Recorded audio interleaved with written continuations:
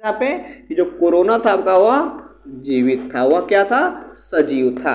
अगर कोरोना का कोई साक्ष्य नहीं मिलता, कोई प्रमाण नहीं मिलता, इससे कोई संक्रमित नहीं होता, फिर हमें कभी नहीं कहते कोरोना एक सजीव था। जय हिंद फ्रेंड्स। दोस्तों, आज का जो चैप्टर है जैव प्रक्रम यानी कि लाइफ प्रोसेस। फ्रेंड्स, इस चैप्टर को वर्ग 10th के जीव विज्ञान के प्रथम अध्याय में पढ़ना है। जैव प्रक्रम चैप्टर में आगे बढ़ने से पहले आपको दो चीज समझना पड़ेगा। पहला आपका है सजीव यानी कि लिविंग थिंग्स, और दूसरा आपका है निर्जीव यानी कि नॉन लिविंग थिंग्स। अगर आप दोनों को अच्छे से समझ लेते हैं, दोनों में क्या क्या अंतर है समझ लेते हैं, तो यह चैप्टर आपको ज़्यादा समझ में आएगा। देखिए, हम अपने आसपास जो भी चीज़ें देखते हैं, कुछ भी हो, आकाश हो, धरती हो, पेड़ पौधे हो, सड़क हो, गाड़ियाँ हो, चिड़िया हो, कोई जंतु हो, इंसान हो, कुछ भी जो आप अपनी आंखों से देख पा रहे हैं फ्रेंड्स, उन्हें दो वर्गों में रखा जाता है, एक सजीव और एक निर्जीव। आमतौर पे हम सभी जानते हैं कि जिसमें मोशन है, जो गति कर रहा है, जो एक स्थान से दूसरे स्थान तक जा रहा है, जिसमें जनन क्षमता है, जो वृद्धि विकास कर रहा है, जिसमें श्वसन है, वह सभी सजीव हैं।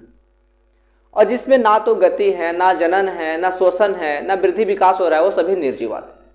मान लीजिए हम लोग बात करते हैं टेबल की, कुर्सी की, जिसमें कोई गति नहीं है, कोई मोशन नहीं है, कोई वृद्धि नहीं है, इसमें श्वसन की क्रिया नहीं है, जनन की क्षमता नहीं है, तो इन्हें अब क्या कहेंगे, निर्जीव कहेंगे।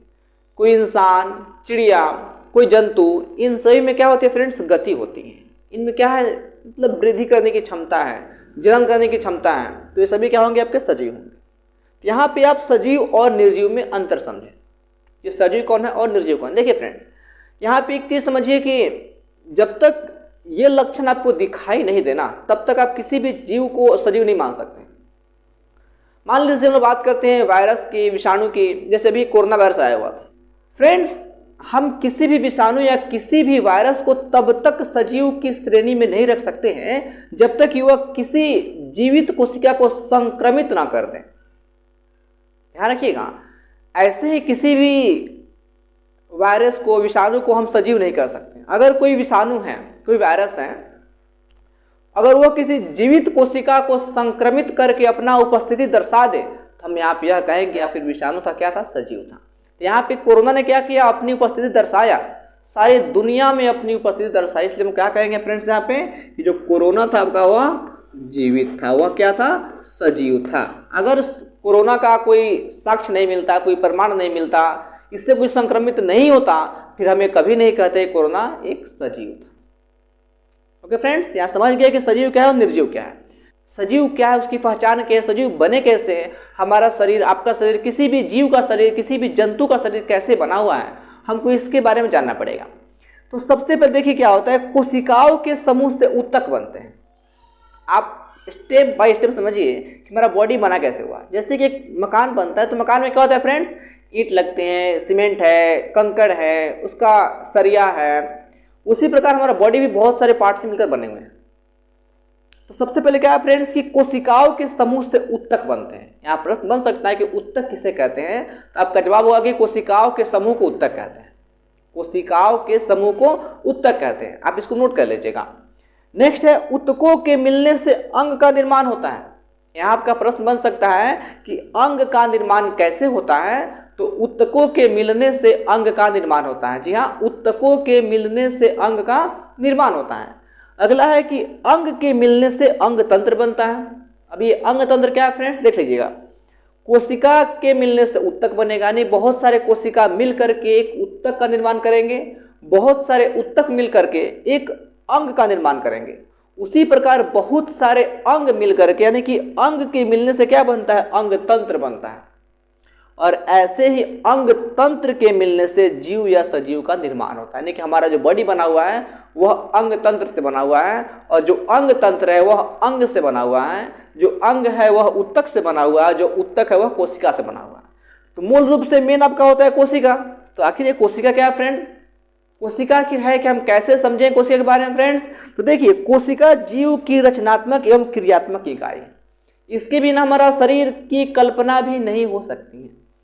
एक ह्यूमन बॉडी में, एक एडल्ट ह्यूमन बॉडी में मोर देन 600 खरब कोशिकाएं पाई जाती हैं। एक विकसित मानव शरीर में कम से कम 600 खरब कोशिकाएं पाई जाती हैं, यानी कि हमारा शरीर पूर्ण रूप से कोशिकाओं से बना हुआ है, और इसमें से 600 अरब कोशिकाएं प्रतिदिन क्या होती है, नष्ट हो जाती हैं। तो आपका जो बॉडी है, हमारा बॉडी है, जीव जंतु का बॉडी किससे बना है, कोशिका से बना हुआ है। हम एक बार इसको फिर से देखते हैं। सजीव निर्जीव, अब समझ गए फ्रेंड्स। कोशिकाओं के समूह से उत्तक का निर्माण होता है, उत्तक के मिलने से अंग का निर्माण होता है, अंग के मिलने से अंग तंत्र का निर्माण होता है, और अंग तंत्र के मिलने से एक जीव का, सजीव का निर्माण होता है। अब कोशिका क्या है, तो कोशिका जीवों की रचनात्मक और क्रियात्मक इकाई है। अभी आपने इतना जाना। अब हम जानते हैं कि जैव प्रक्रम कहते हैं किसे। आखिर ये क्या है जैव प्रक्रम? आइए फ्रेंड,